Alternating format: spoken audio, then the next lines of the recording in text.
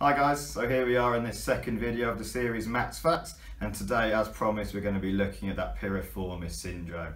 So we've got two parts to this video. We're going to be looking at a way to actually relax that piriformis muscle, and we're going to be looking at ways of actually strengthening around that hip joint to prevent that piriformis muscle from becoming overactive.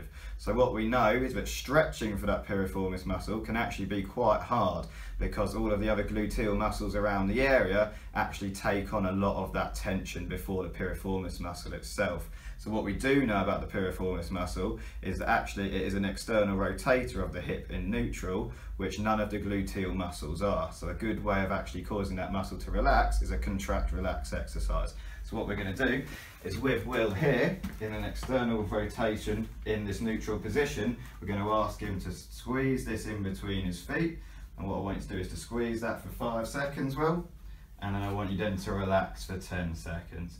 So very simply, I want you to do this for about 5 minutes. It doesn't matter about specific times. I just want you to make sure that you relax for double the period of time that you cause a contraction. And by doing that, you're going to encourage that piriformis muscle to actually relax around the area. So this is something you can do to relax that piriformis muscle. But the reason that piriformis muscle actually becomes overactive is because you tend to be weak in your gluteal muscles around that hip joint. And that's why the piriformis muscle has to work hard to actually stabilise that hip joint. So as well as the relaxation, we want to strengthen that area. So there's two key muscles we want to work on, and that's your gluteus maximus and your gluteus medius. So we've got two exercises now which are really going to look at strengthening those muscles separately. So the first one is going to be actually what we call a hip bridge, and what this actually does is it strengthens and targets that glute max. So what you're going to do, by placing a band around your knees, you increase the activity of that muscle. And then I'm going to ask Will just to lift his hip up off the bed, hold it there for 10 seconds and slowly come back down. So this is the muscle which the exercise we're going to use to really look at that gluteus maximus muscle. And what I want you to do is aim to do about 15 repetitions of these with a 10-second hold at the top, and the whole time really thinking about engaging that stability.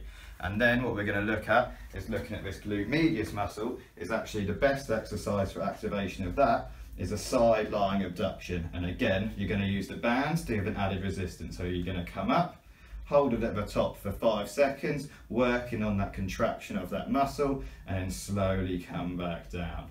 And again, what I want you to do is think about working on a 15 repetitions with a 5-second hold at the beginning. You're going to look at you're going to relax that piriformis muscle, look at strengthening that glute max, strengthening that glute med, and overall this is going to help in the long run to reduce those symptoms, reduce that contraction of the piriformis muscle, and hopefully give relief to your symptoms.